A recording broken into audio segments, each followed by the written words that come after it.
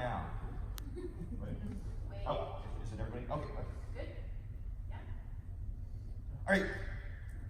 Hey everybody, welcome to Computer Science Education Week Eve. I'm Josh Jima, this is the Innovative Educator of the Year. And when I see kids code, they're just sitting in front of the screen, they're playing a little game, and then our code is over. Wouldn't it be cool if students could actually code something to make in the real world? And believe me, at the Academies of Loudon, we have students who are sitting in front of computers coding for 7 hours a day and not making physical things. So our friends at Autodesk have a program called Tinkercad, which we're used to for making 3D things for our 3D printers. But wouldn't it be nice if somehow coding and 3D printing could mash together, and now it can with code blocks? And so I'm going to take you into a new design here, and what you're going to see is, hey, this looks a lot like what we're used to in our code activities in Scratch, except when we do pull over our blocks to add things, they're a real object that we can then export and download and then 3D print. So that's super cool. And so there's one object, and then we can change the properties of that object. We can change the radius. We can move it up in Z, and then we can play it. And so we can do kind of step by step, and it shows you over here on the right-hand side how that object is being built. So the code shows you kind of step by step. So I have a little activity that I like to call, do you want to build a snowman?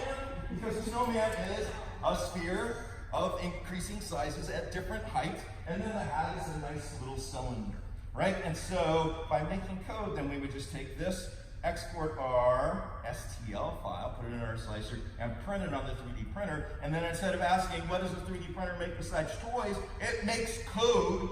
And so it can be more than just simple stuff like that, because if you take a repeat, you add a cube, you add some randomization stuff in there, you can get some pretty complex behaviors.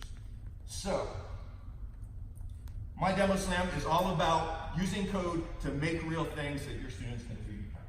Thank you very much.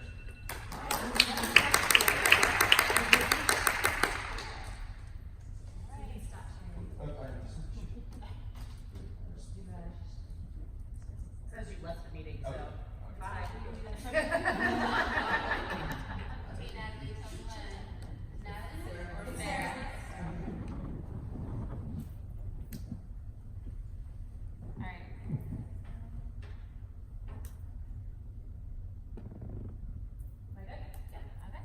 Alright, so wouldn't it be cool if you could do all of that coding stuff and a whole bunch of other things all in one place?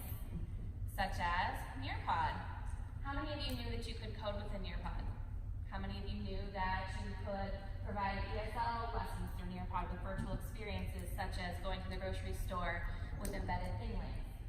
How many of you knew that you could do go to additional links that are not within Nearpod? So in Nearpod, you can build your own virtual field trips. So for example, when I am here in my library and I want to create a lesson, I already have a bank of 3D objects. I already have a bank of VR experiences ready for me right here at my fingertips. I have PhET simulation, so if you're already using those math and science experiences and you want to have your students be able to create screenshots, send them to you without having to do all the tiny pieces, tangibles, all of the blocks and things that we give our students to create and make good with.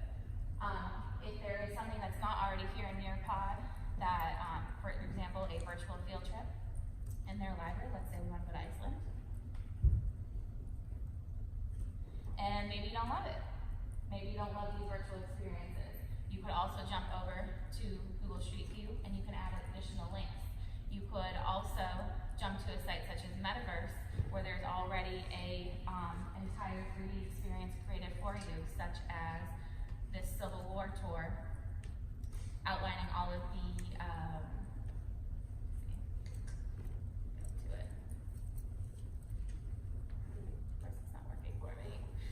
maybe you want to go to and have them follow the experience that's already in place. I'm trying. What's my time? Okay.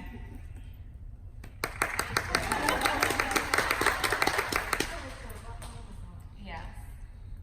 I need a lot more time than 2 minutes for Nearpod.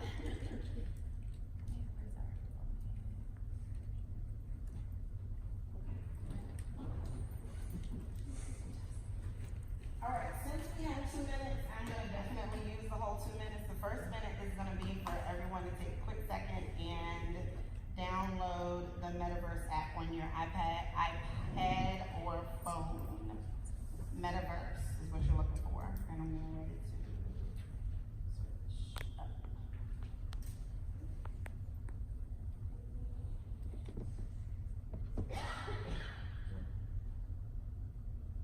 Is it pink or is it purple? It might be pink, it might be purple, but it's this M that's up here. That's what you should be looking for when you get there.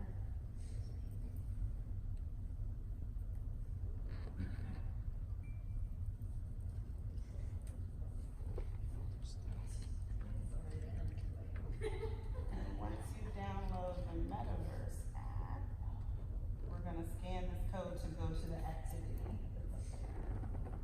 You might have to get up and move around, it's okay. Scan the code, We got 1 minute. Get up and stuff like that. Go.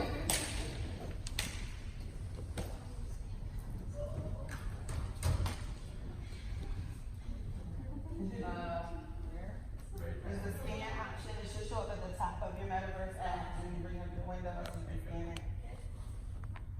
Come on now. There you go, and then hit play, once you get it, you can get started. Oh, no, somebody's over it. In front of you. Point your phone. Damn. Once you scan it, just hit play, yeah, it's on the screen too.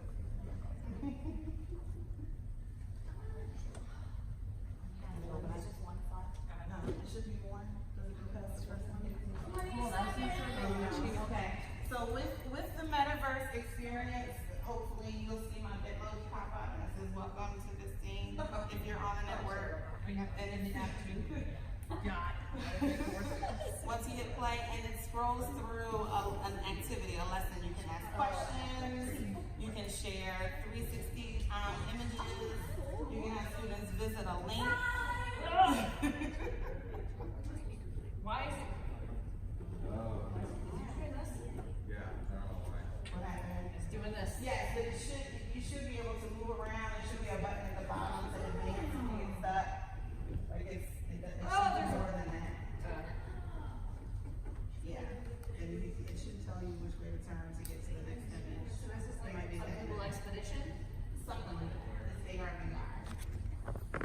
Oh, wait. It just popped up. It just moved. There you go. There we go. There's one. So to move toward that image, you can set it into the portal. All right, my power, it's time to